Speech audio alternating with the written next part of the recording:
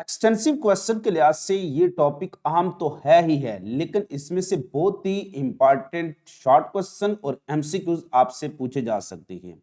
जैसा कि स्टोमिक हमारी बॉडी में किस साइड पर मौजूद होता है, स्टोमिक का प्राइमरी फंक्शन क्या है और स्टोमिक का एसेसरी फंक्शन कौन सा है, हमारे स्टोमिक की जो वॉल है उसमें कितनी लेयर्स होती हैं, स्टोमिक की मस्कुलरस लेयर में कौन सी ऐसी मसल की लेयर है जो बाकी गट में मौजूद नहीं होती हैं, स्टोमिक की कौन सी वो मखसूस मूवमेंट है जिसकी वजह से ये गैस्ट्रिक जूस हमेशा मिक्सअप होता रहता है।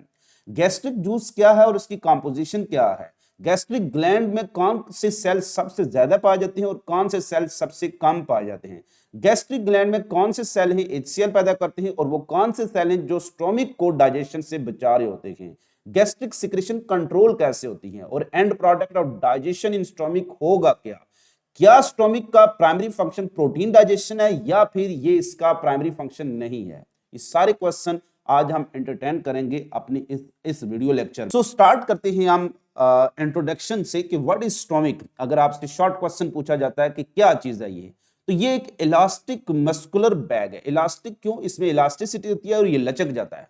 दैट स्टोर फूड, जो कि खुराक को क्या करता है, स्टोर करता है। और कौन सी फूड को स्टोर करता है, जो कि डाइजेस्टेबल है, यानी ऐसी खुराक जिसको हम आगे डाइजेस्ट कर सकते हैं, उसको वो स्टोर करता है। From meal for some time, कुछ देर के लिए, making discontinuous feeding possible. Discontinuous feeding का मतलब ये होता है कि आपने सुबह खाना खाया और उसके बाद आपका पेट भर गया, अब आपको लगातार खाने की जरूरत नहीं है।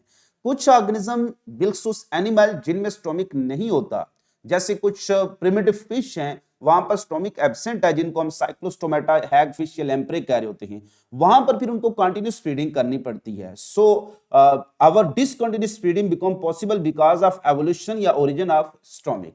नेक्स्ट लोकेशन, स्टोमिक की क्या लोकेशन होगी, तो अगर हम देखें तो हमारी ये जो पूरी बॉडी कैविटी है, इस बॉडी कैविटी को दो पार्ट में डिवाइड कर लेते हैं। एक अपर कैविटी है जहां पर हमारे लंग्स और दिल मौजूद होता है, इसको हम कहते हैं थोरैसिक कैविटी या समटाइम चेस्ट कैविटी भी कहते हैं। तो that is called as thoracic cavity और चेस्ट कैविटी। जो नीचे वाली साइड होती है इसको कहते हैं abdominal cavity. Both thoracic and abdominal cavity are separated from each other by sheet of skeletal muscle. That sheet of skeletal muscle is called diaphragm. तो ये डायफ्राम बहुत इंपॉर्टेंट काम करता है, रेस्पिरेशन से रिलेटेड भी, और दोनों कैविटी को क्या करता है, प्रोटेक्ट कर रहा होता है। उसके बाद हम देखें तो एब्डोमिनल कैविटी में दो साइड मौजूद होंगे। एक एब्डोमिनल कैविटी की वो साइड होगी that is called as left side, और एक वो साइड होगी जिसको हम कहेंगे राइट साइड। तो स्टोमिक हमेशा आपको ये जो एब्डोमिनल कैविटी है इसकी किस साइड पर मिलता है, left side of the abdominal cavity मिलता है, just below the diaphragm. Right side पर क्या मौजूद होता है, लिवर मौजूद होता है। सो स्टोमिक की लोकेशन क्या होगी, it is situated below the diaphragm. ये जो डायाफ्राम है इसके बिल्कुल नीचे मौजूद होता है और on the left side of the abdominal cavity. अब अक्सर आपने देखा है कि अगर कोई आपको पेट में जोर से मुक्का मार दे, टांग मार दे, तो इसके नतीजे में क्या होगा, आपको कुछ देर के लिए सांस रुक जाती है। उसकी रीजन क्या होती है कि जब जोर से आपको स्टोमिक में कुछ जोर से पंच मारेगा तो वो स्टोमिक अपवर्ड मूव करेगा और डायफ्राम को स्लाइटली अबव कर देगा, जिससे जो थोरैसिक कैविटी है वहां का पार्शियल प्रेशर जो होता है वो डिस्टर्ब होगा और कुछ देर के लिए आपको लंग्स इनहेलेशन और एक्सहेलेशन में इश्यू होगा। अब हम देखते हैं कि स्टोमिक के कौन कौन से इंपॉर्टेंट फंक्शन है। सबसे पहला और प्राइमरी फंक्शन इसका यही है, स्टोरेज ऑफ डाइजेस्टेबल फूड। हमारी खुराक दो तरह की होती है, जो भी हम मुंह में लेके जा रहे होते हैं ये फूड डाइजेस्टेबल भी होती है, यानी जिसको काबिले डाइजेस्ट है, यानी जिसको डाइजेस्ट किया जा सकता है, डाइजेस्टेबल। और एक वो होती है जिसको नहीं किया जा सकता, तो साथ वर्ड लग जाएगा इनडाइजेस्टेबल। सो स्टोमिक हमेशा किस चीज का काम करता है, स्टोरेज ऑफ डाइजेस्टेबल फूड का काम करता है। लेकिन स्टोरेज ऑफ इनडाइजेस्टेबल फूड में हमारा फीकल मैटर होता है जो कि काम होता है रेक्टम का। इसलिए याद रखना कि just storage of indigestible food is not function of stomach. Storage of indigestible food is the function of rectum and storage of digestible food is the function of stomach and it is a main function. Next है partial digestion of protein, क्योंकि यहाँ पर protein को polypeptide या पेप्टान में convert किया जाएगा, इसलिए इसको कहेंगे पार्शियल डाइजेशन। कंप्लीट डाइजेशन तब होगी जब प्रोटीन अमीनो एसिड में कन्वर्ट होगी। सो ये पार्शियल डाइजेशन ऑफ प्रोटीन इसका सेकेंडरी और एसेसरी फंक्शन है। Disinfection of food because of presence of HCl. और फिर एक हार्मोन बहुत इंपॉर्टेंट है, ये एक एंडोक्राइन रोल भी प्ले करता है और यहां से एक हार्मोन पैदा होती है, that is called as gastrin. So which one the following is the endocrine function of stomach, तो फिर क्या होगा, प्रोडक्शन ऑफ गैस्ट्रिन हार्मोन। लेकिन अगर क्वेश्चन आ जाए which one is primary function of stomach, तो फिर क्या होगा, storage of digestible food. Just function of stomach, तो ऑल ऑफ दिस। अब हम देखते हैं कि जो स्टोमिक में खुराक इंटर कैसे होगी। तो स्टोमिक से पहले खुराक मौजूद है एसोफेगस में, और एसोफेगस में खुराक किस फॉर्म में मौजूद है, ये इस राउंड बॉल या बोलस की सूरत में मौजूद है।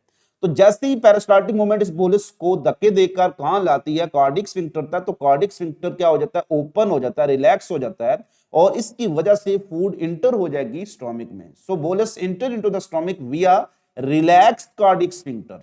जब खुराक मूव कर जाएगी तो कार्डिक स्फिंक्टर क्या हो जाएगा, कॉन्ट्रैक्ट हो जाएगा, जो प्रिवेंट करेगा बैक फ्लो ऑफ फूड को। अब हम देखते हैं कि स्टोमिक की स्ट्रक्चर क्या है। स्टोमिक की जो एक मेन, ये जो अपर रीजन होता है ना, अपवर्ड जो एक प्रोजेक्शन होती है, इसको हम कहते हैं फंडस। तो ये जो अपवर्ड प्रोजेक्शन ऑफ स्टोमिक होती है, दैट इज कॉल्ड फंडस। इसके अलावा स्टोमिक के ये जो बिल्कुल एंड वाला रीजन होता है इस तरह से लोअर प्रोजेक्शन, इसको एंट्रम रीजन कह रहे होते हैं। इसके अलावा ये जो पूरे का पूरा ये पार्ट होता है सेंटर में, इसको कहते हैं बॉडी ऑफ स्टोमिक।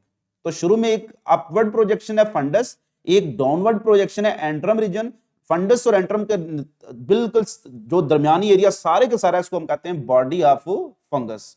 इसके अलावा स्टोमिक में बहुत से फोल्ड भी मौजूद होते हैं, जिसको रूगाई कह रहे होते हैं, या रूजाई बाज का प्रोनाउंस कर रहे होते हैं। रूगाई जो होती हैं, these are the various fold present in the stomach. ये जो रीजन होता है, this region is also called cardia region, और यहां पर जो स्फिंक्टर होगा इसको क्या कहेंगे, कार्डिक स्फिंक्टर। और ये जो टर्न होता है कर्वेचर, इसको कहते हैं पाइलोरिक रीजन, और यहां पर स्फिंक्टर होगा इसको क्या कहेंगे, पाइलोरिक स्फिंक्टर। अब हम देखते हैं कि एक स्टोमिक में कौन कौन सी लेयर होती हैं, और यहां पर हम देखेंगे कि स्टोमिक की जो वॉल है उसमें वो कौन सी मसल की लेयर है जो बाकी गट के किसी भी पार्ट में मौजूद नहीं है। और वही मसल की लेयर एक्चुअली स्टोमिक की एक बड़ी यूनिक किस्म की मूवमेंट होती है, जिनको कहते हैं चर्निंग मूवमेंट, उसके लिए रिस्पॉन्सिबल होती है। अब हम स्टोमिक को आउटर से इनर की तरफ अगर हम उसकी वॉल की स्ट्रक्चर देखें, तो जो स्टोमिक वॉल है उसकी सबसे आउटर मोस्ट लेयर को कहते हैं सिरोजा, और ज्यादा स्पेसिफिकली हम गैस्ट्रिक सिरोजा कहते हैं। ये वो लेयर होती है जो स्टोमिक के सबसे बाहर होती है और in contact with abdominal wall होती है। तो इसको एब्डोमिनल वॉल के साथ कनेक्ट करने के लिए इसके अंदर क्या होते हैं, ज्यादातर कनेक्टिव टिश्यू आपको मिलेंगे। उसके बाद आ जाते हैं हम स्टोमिक की मसल वाली लेयर, जिसको हम कहते हैं मस्कुलरस। यहां पर स्टोमिक की जो वॉल है उसकी एनाटॉमी बाकी गट से थोड़ा सा डेविएट करेगी, डिफरेंशिएट करेगी। अब जो स्टोमिक में मसल की लेयर है, बाकी तमाम गट में मसल की 2 लेयर होती हैं, जबकि स्टोमिक में मसल की 3 लेयर मौजूद होती हैं। यानी ये पूरी जो मसल की लेयर है इसको मस्कुलरस कहेंगे, और ये मजीद 3 लेयर पर मुश्तमिल है। इसमें ये जो सबसे बाहर आपको ये नजर आ रहे हैं आउटर मोस्ट, ये लंबाई के रुख पर चलने वाले मसल, इनको कहते हैं आउटर लॉन्गिट्यूडनल स्मूथ मसल। तो मस्कुलरस में सबसे बाहर क्या है, आउटर लॉन्गिट्यूडनल स्मूथ मसल। और उसके बाद आ जाते हैं मिडल, ये मिडल पर आपको ये जो सर्कुलर स्मूथ मसल मिलेंगे, सर्कुलर स्मूथ मसल। और सबसे इनर मोस्ट यहां पर क्या मिलेंगे, ओब्लीक मसल। इस तरह से ये जो ओब्लीक मसल है ये बाकी गट की एनाटॉमी में मौजूद नहीं होते हैं। So churning movement of stomach is because of which, जो muscle layer, oblique muscle layer. वो कौन सी है, inner most muscle layer. So which type of muscle are very unique to the stomach, तो वो ओब्लीक मसल है। ये सिर्फ और सिर्फ किस में मिलेंगे, स्टोमिक में, और स्टोमिक में ये उसकी चर्निंग मूवमेंट करवा रहे होते हैं। सो जो मसल की लेयर है स्टोमिक में, ये मजीद 3 लेयर पर मुश्तमिल है, outer longitudinal smooth muscle, middle circular smooth muscle, और इनर ओब्लीक मसल। जो स्टोमिक की सबसे थिक लेयर होती है और सबसे इनर मोस्ट लेयर होती है, उसको कहते हैं जो म्यूकोजा। और म्यूकोजा के बाहर ये जो छोटी सी लेयर है, जिसमें आप देखेंगे ये ब्लड वेसल पेनिट्रेट कर रही होती है, नर्व एंडिंग पेनिट्रेट, इसको कहते हैं सब म्यूकोजा। तो चूंकि ये म्यूकोजा से थोड़ा बिलो होती है, इसलिए इसको सब म्यूकोजा कहते हैं। जो सबसे जो थिक लेयर होती है, that is actually called mucosa. बड़ी बुक्स में आप देखेंगे कि स्टोमिक की 4 लेयर ही डिस्कस किए हैं। आउटर सिरोजा, उसके बाद नेक्स्ट है सेकंड मस्कुलरस, उसके बाद थर्ड है सब म्यूकोजा, और इनर मोस्ट क्या है, म्यूकोजा लेयर है। इसमें से सबसे थिक लेयर कौन सी है, म्यूकोजा लेयर होती है। म्यूकोजा में क्या मौजूद होती है, ज्यादातर ग्लैंड्स मौजूद होती हैं और कनेक्टिव टिश्यू मौजूद होते हैं, ग्लैंड प्लस कनेक्टिव टिश्यू।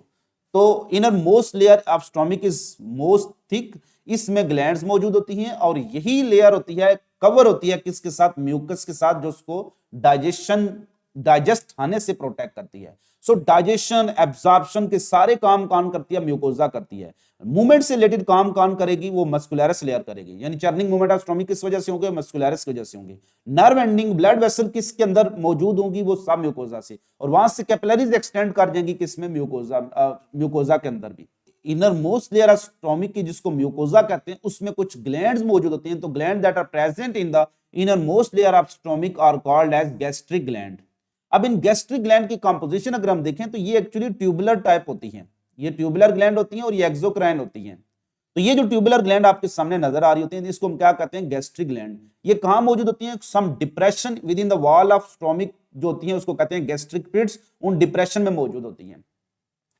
अब ये जो गैस्ट्रिक ग्लैंड है ये 3 डिफरेंट टाइप ऑफ सेल से मिलकर बनी होती है। इसमें मोस्ट अबंडेंट सेल ये जो टॉप पर होते हैं इनको कहते हैं म्यूकस नेक्स सेल या म्यूकस सेल होते हैं। ये क्या पैदा करते हैं, म्यूकस प्रोड्यूस करते हैं और इसका काम होता है स्टोमिक की वाल को डाइजेशन से बचाना। लेकिन जहां देखें ना, आप बकरे की ओजरी खा रहे हैं और वो आपके पेट में जाके डाइजेस्ट हो रही है, लेकिन आपकी अपनी ओजरी क्यों डाइजेस्ट नहीं हो रही है, क्योंकि इसके ऊपर क्या कौन सी लेयर आ जाती है, म्यूकस की लेयर आ जाती है। So mucus layer protect the stomach wall from digestion. अगर ये इरोड अवे हो जाए तो उसको हम अल्सर कहते हैं, स्टोमिक अल्सर। अगर ये खत्म हो जाए तो उसको क्या कहेंगे, अल्सर। दूसरे जो सबसे बड़े सेल होते हैं, सबसे ज्यादा सेल कौन से पाए जाते हैं, mucus cell. Most abundant cell क्या है, म्यूकस सेल। दूसरे बड़े सेल जो होते हैं that are called chief cell और जाइमोजिन सेल, और बहुत ही कम तादाद में क्या होंगे, पैराइटल सेल। तो गैस्ट्रिक ग्लैंड 3 तरह के सेल से मिलकर बनी है, म्यूकस सेल से, चीफ सेल से और पैराइटल सेल से। पैराइटल सेल से ये येलो येलो आपको नजर आ रहे हैं। अब इस एक सेगमेंट को अगर हम मैग्नीफाई करके देखें तो ये स्ट्रक्चर आपको नजर आएगी इस तरह से। इसमें ये जो येलो आपको ट्रायंगुलर सेल नजर आते हैं इनको कहते हैं पैराइटल सेल। ये सेंटर में इनका ब्लैक सा क्या है, इनका न्यूक्लियस है। ये क्या पैदा करते हैं, HCl पैदा करते हैं। और ये जो फ्लैट सेल हैं आपको यहां पर नजर आ रहे हैं ऑरेंज कलर में या डार्क ब्राउन कलर में, ये जो होते हैं इनको कहते हैं चीफ सेल और जाइमोजिन सेल। चूंकि ये इनएक्टिव एंजाइम एपो एंजाइम पैदा करते हैं, जाइमोजिन प्रिकर्सर जिसको कहते हैं पेप्सिनोजिन। इस पेप्सिनोजिन को एक्टिव कौन करेगा, HCl, तो वो एक्टिव हो जाएगी पेप्सिन में, और बाद में एक्टिव एंजाइम पेप्सिन भी पेप्सिनोजिन को एक्टिव करेगी। सो pepsinogen is primarily active by HCl and later it also activated by pepsin, यानी ऑलरेडी जो एक्टिव पेप्सिन है उसको एक्टिव कर सकता है। सो इन सारी सेल को हम यहां पर डिटेल में देख रहे होते हैं कि ये हमारे पास जो गैस्ट्रिक पिट्स मौजूद होती हैं, ये उसके अंदर जो स्पेस होती है that is called gastric lumen.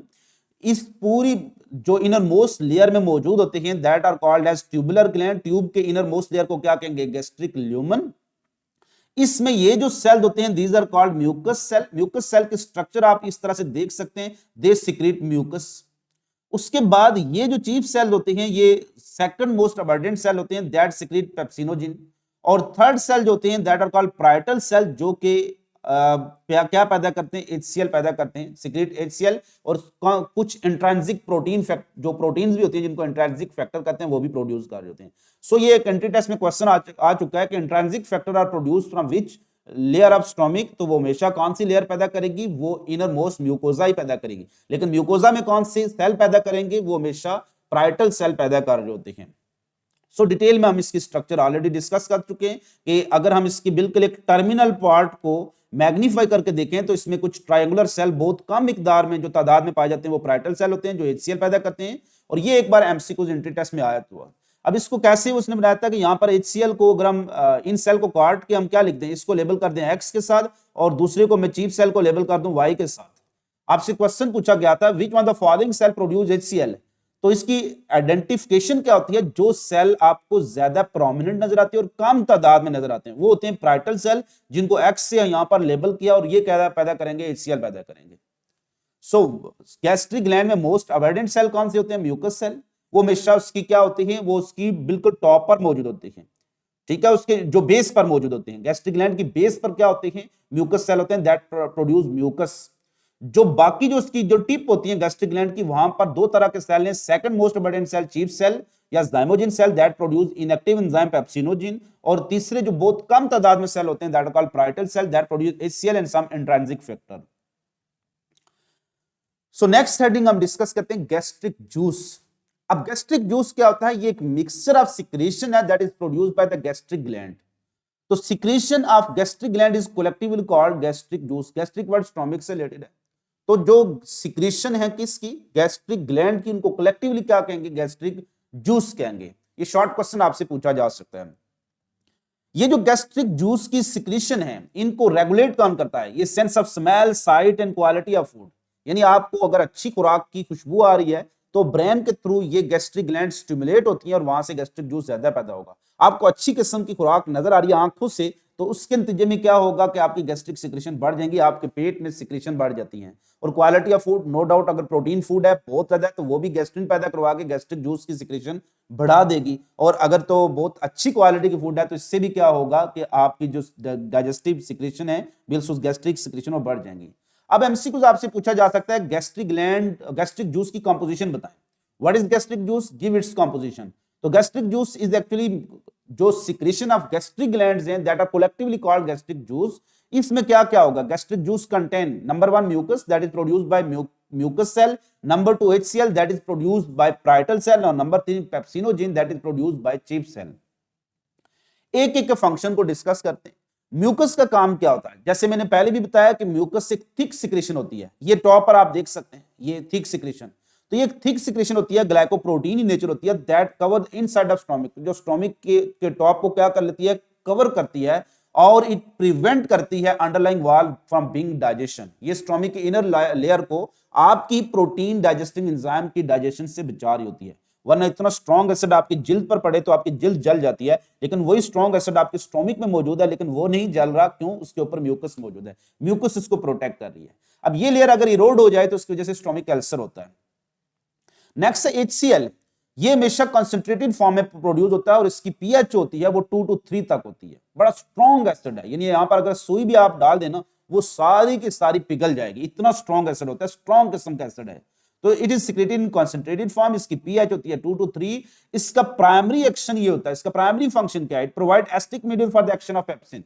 इसका प्राइमरी फंक्शन यही है कि ये पेप्सिन की पेप्सिनोजिन को एक्टिव करके पेप्सिन बनाता है और उसको ऑप्टिमम जो pH दैट इज 2 वो प्रोवाइड करता है फॉर डाइजेशन। तो it maintain the pH of stomach for digestion. दूसरा इसका काम है, चूंकि एसिड है तो ये क्या करेगी, फूड को के अंदर जितने भी माइक्रो ऑर्गेनिज्म है उनको किल कर देगी। बहुत से छोटे छोटे माइक्रो ऑर्गेनिज्म जो हमारी खुराक को आलूदा कर रहे होते हैं उनको ये किल कर देगी। और नेक्स्ट जो होता है कि इसका काम होता है इनएक्टिवेट पेप्सिनोजिन को एक्टिव करती है पेप्सिन में।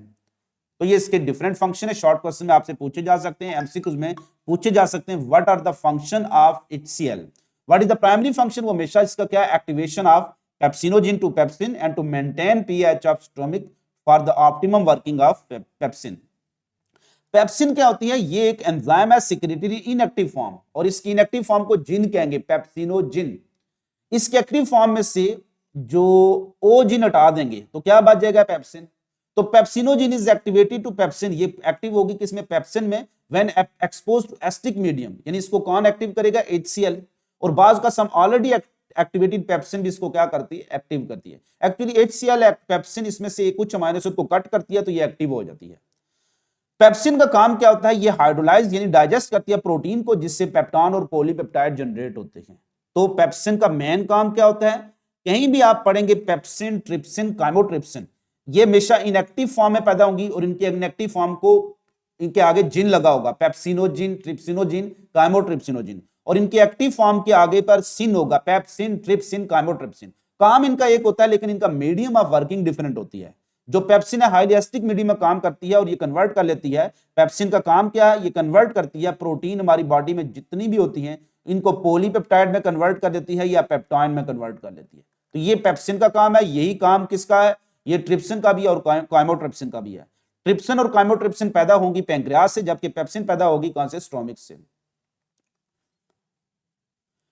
अब हम एंड पर देखते हैं कि काइम क्या चीज होती है। स्टोमिक में जब भी डाइजेशन कंप्लीट हो जाएगी तो जो फूड है वो कन्वर्ट हो जाती है जिस स्ट्रक्चर में, उसको काइम कहते हैं। तो मसल ऑफ स्टोमिक, जो मसल लेयर होती है वो क्या कर लेती है, थारोली मिक्स करती है गैस्ट्रिक सिक्रीशन को विद फूड, जो कि क्या आई थी, बोलस। तो बोलस से एंटर हुआ था स्टोमिक में, उसके साथ मिक्सअप हुई, उसको मिक्स किया गया दोबारा से किसके साथ, गैस्ट्रिक सिक्रीशन के साथ। उसको मिक्स किसने किया, तो muscle of stomach wall thoroughly mix कर रही है फूड यानी बोलस को विद गैस्ट्रिक जूस को, and eventually convert into semi solid mass called chyme. लिहाजा स्टोमिक में डाइजेशन के नतीजे में क्या बनेगा, कायम बनेगा। सो नेक्स्ट है control of gastric secretion. Gastric secretion को कंट्रोल कौन करेगा, तो gastric secretion are control by sense of smell. जितनी अच्छी खुशबू होगी इतनी गैस्ट्रिक सिक्रेशन आपके पेट में ज्यादा। सिर्फ बाज को अगर आप खुराक को सूंघते रहते हैं ना, फिर भी आपको भूख लगना शुरू हो जाती है, क्योंकि आपकी गैस्ट्रिक सिक्रेशन बढ़ जाती है। सेंस ऑफ साइट, जाहिर आप देखेंगे तो देख कर आपके मुंह में से पानी आना शुरू हो जाता है, पेट से में पानी आना शुरू हो जाता है। वो पानी क्या होती है, डाइजेस्टिव सिक्रेशन होती है। Quality of food, no doubt, जितनी क्वालिटी ऑफ फूड अच्छी होगी, जैसे प्रोटीन फूड उसमें बहुत ज्यादा होगी, तो गैस्ट्रिक सिक्रेशन ज्यादा से ज्यादा होंगी। और एक हार्मोन है गैस्ट्रिन हार्मोन, वो भी पैदा होती है जो कि गैस्ट्रिक सिक्रेशन को कंट्रोल करती है। तो गैस्ट्रिक जो सिक्रेशन है, उनको मेन हार्मोन जो कंट्रोल करती है वो गैस्ट्रिन है। अब जो and product of digestion in stomach क्या है, वो कायम है। कायम की नेचर क्या होती है, हाईली एसिडिक। तो ग्रेजुअली द स्टोमिक एम्प्टी, वो एम्प्टी होगा into next part of intestine, जिसको हम क्या कहेंगे, ड्यूडेनम। तो स्टोमिक से खुराक किस में जाएगी, first part of small intestine, जिसको कहेंगे ड्यूडेनम। इन दो के दरमियान स्फिंक्टर कौन सा होता है, पाइलोरिक स्फिंक्टर, वो क्या करेगा, रिलैक्स होगा। तो ग्रेजुअली द कायम inter into the duodenum through relax pyloric sphincter. तो यहां से एमसी कुछ बन सकता है, कंट्रैक्ट होगा तो खुराक वापस पीछे नहीं आ सकेगी। तो जैसे ही कायम गुजर जाता है स्टोमिक से किस में, ड्यूडेनम में, तो ये पाइलोरिक स्फिंक्टर कंट्रैक्ट हो जाएगा और प्रिवेंट करेगा बैक ऑफ फूड को। So what is the gatekeeper of stomach, तो यही होता है, that is called as pyloric sphincter. अब स्टोमिक से रिलेटेड एक डिसऑर्डर है जिसको हम हार्ट बर्न, या जो आप सीने में जलन कहते हैं, खट्टे डकार का आना। तो स्टोमिक में चूंकि क्या होता है, स्ट्रॉन्ग एसिड होता है। तो ये स्ट्रॉन्ग एसिड अगर कहीं किसी इनएफिशिएंसी ऑफ कार्डिक स्फिंक्टर को, जैसे आपके स्टोमिक और मुंह में आना शुरू हो जाते हैं, तो ये चूंकि तुर्च होता है तो आपके जलन फील होती है। इसको कहते हैं हार्ट बर्न। क्योंकि इस एरिया में क्या होता है, हार्ट, तो सीने की वजह से इसको हार्ट बर्न भी कहते हैं, सेंट्रल रीजन की वजह से। या पायरोसिस, क्योंकि जलन होती है, हीट पैदा होती है, इसको कहते हैं पायरोसिस। तो हार्ट बर्न और pyrosis, painful burning sensation, burning से रिलेटेड है पायरोसिस। सेंसेशन द चेस्ट में क्या मौजूद है, हार्ट, इसलिए इसको हार्ट बर्न भी कहते हैं। एसोसिएटेड विद, इसकी वजह क्या होती है, बैक फ्लश ऑफ एसिडिक कायम, यानी वो कायम जो इंतहाई एसिडिक है, स्ट्रॉन्ग एचसीएल उसमें मौजूद है, तेजाबी है, अगर वो बैक फ्लश कर जाए किस में, आपकी एसोफेगस में आ जाए, आपके मुंह में आ जाए, गले में आ जाए, तो इससे आपको बर्निंग सेंसेशन जो क्रिएट होता है, उसको क्या कहते हैं, heart burn.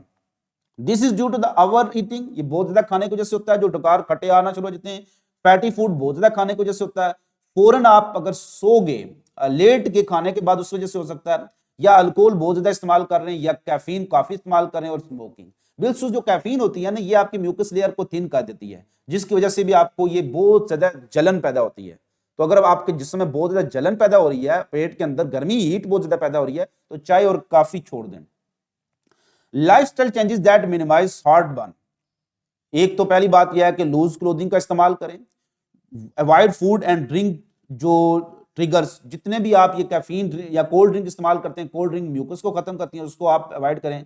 Sleep with head and shoulder elevated, यानी आप तकिया इस तरह इस्तेमाल करें कि आपका सर हमेशा तकरीबन एलिवेट हो, ऊपर उठा हुआ हो।